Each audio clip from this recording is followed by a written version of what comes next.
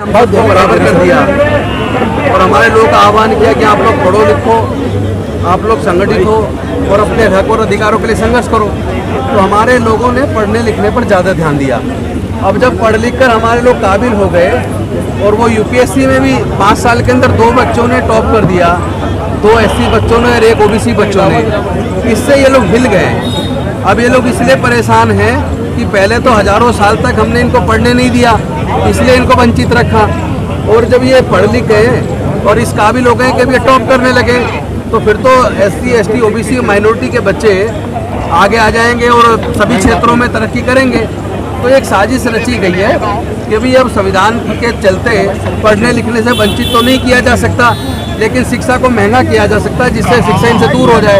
और इन्होंने शिक्षा को प्राइवेटाइज कर दिया, प्राइवेट पब्लिक स्कूल्स खोलकर, प्राइवेट कॉलेजेस खोलकर, और इतनी महंगी शिक्षा कर दी कि वो हमारे लोगों से छीनने लगी है। लेकिन उसके बाद भी हमारे लोग मेहनत मशक्कत करके आगे निकल के आ रहे हैं, तो अब उनको पच नहीं रहा है, इसलिए उन्होंने लेटरल एंट्री से डायरेक्ट आईएएस बनाना शुरू किया है। और जितने लोग लेटरल एंट्री से डायरेक्ट जॉइंट सेक्रेटरी और डायरेक्टर्स वगैरह लगेंगे, उतने ही लोग सिविल सर्विसेज की जो जितनी भर्ती होनी होती है उतने लोग उसमें से कम हो जाएंगे।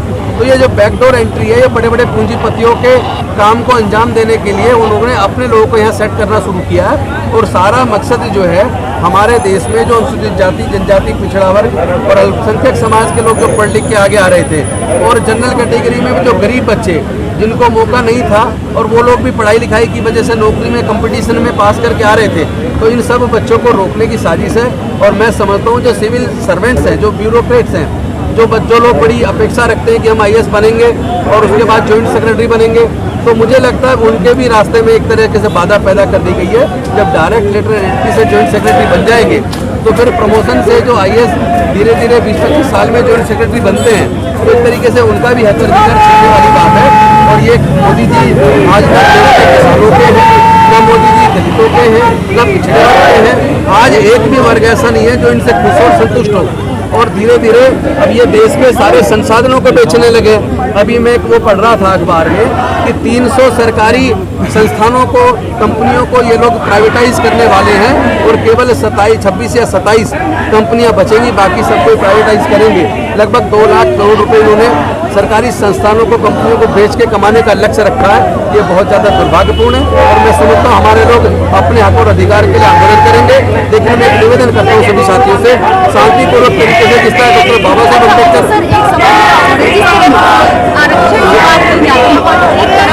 सियासत चली जा रही है, क्या कहेंगे? ये मैं समझता हूँ ये जो रिजर्वेशन जो है, इसको आप रिप्रेजेंटेशन कहें। ये रिप्रेजेंटेशन हमें पहले इन्होंने कभी देना नहीं चाहा। पहले धर्मशास्त्रों में लिख के हमारे रिप्रेजेंटेशन को रोक के रखा, हजारों साल तक पढ़ने लिखने पर, व्यापार करने पर बंदिश लगा के रखी और प्राकृतिक संसाधनों को नहीं लेने दिया। और आज सब पहले ही 90% चीज़ों पर इनका कब्जा है। जो 10% में कुछ हिस्सा हमें मिल रहा था, अब ये लोग उसको भी रोकना चाहते हैं और ये लोग कंपटीशन भी नहीं करना चाहते। अब जब हम टॉप करने लगे, अब मेरिट की बात छोड़ के लेटरल एंट्री की बात कर रहे हैं, ये शर्मनाक है। और मैं समझता हूँ हम लोग इसका जवाब जरूर देंगे। लेकिन मैं आपके माध्यम से सबसे निवेदन करता हूँ कि हमारा जो आंदोलन है वो शांतिपूर्ण तरीके से, संवैधानिक तरीके से होना चाहिए और फिजिकल डिस्टेंसिंग मेंटेन करके मास्क जरूर लगे। आज जो है आपकी कुछ मांगे भी हैं?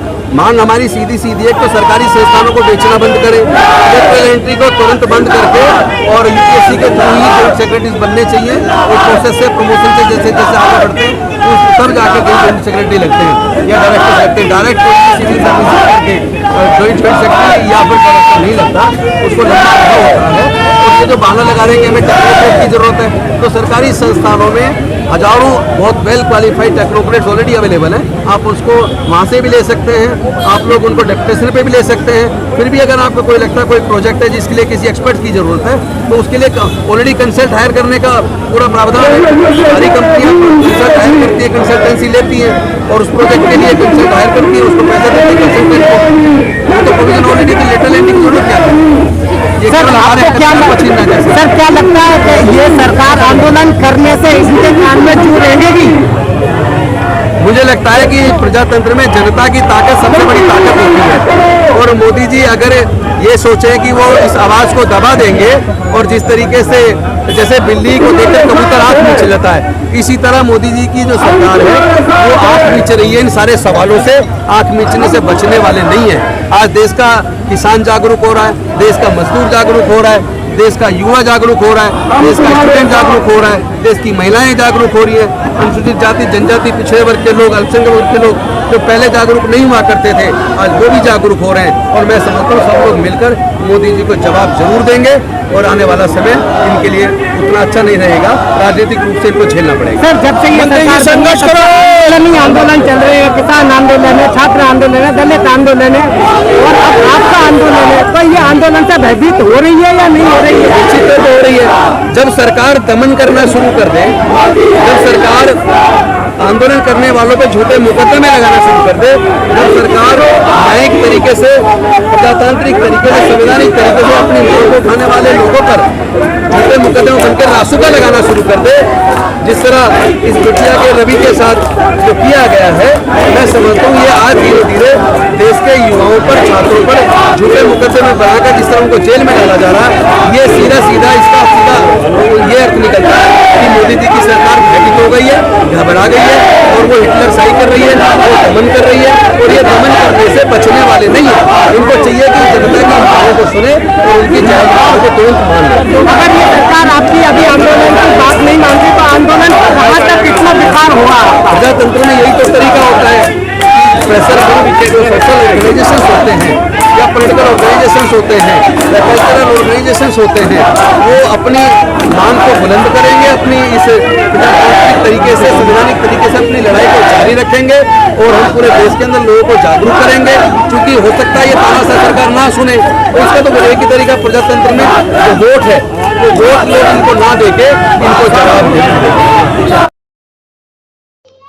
NCR करंट न्यूज़ को सब्सक्राइब करें और नोटिफिकेशन सबसे पहले पाने के लिए दबाएं बेल आइकॉन।